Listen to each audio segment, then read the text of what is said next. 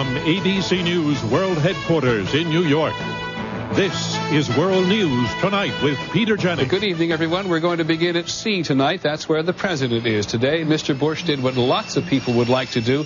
He flew from the California coast out to the aircraft carrier, the USS Abraham Lincoln, which is almost home. It is a very special feeling to land on a carrier.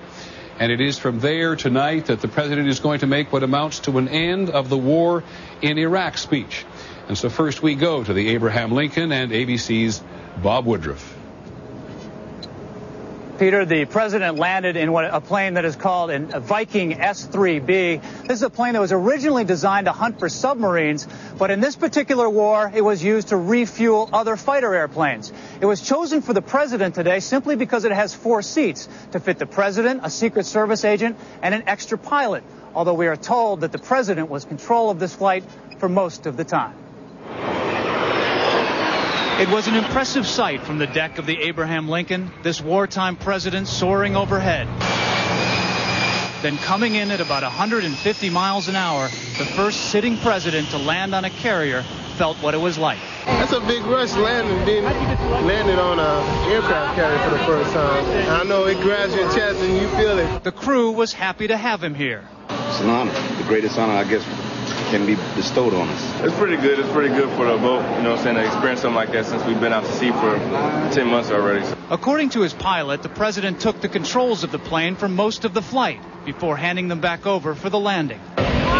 Refreshed. He became a kid. He just enjoyed that flight like very few things he's done recently. He was clearly enjoying the moment. He moved through the crowds of sailors, shaking hands and posing for pictures, then went below to attend a private pilot briefing. Mr. President, you made some history today. How was the landing? Yeah. While the ship's bakers were hard at work decorating a cake for the president, he went back on deck to watch the planes take off. He will sleep on board tonight and fly home tomorrow morning by helicopter. Now you can see the helicopter behind me, Peter, that he will be leaving on. You can also notice that the ship is hardly moving anymore. They've done that to cut down on the wind for the president's speech tonight.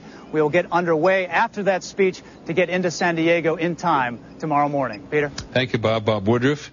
Tonight, the president is going to describe how the war has essentially, if not officially, ended.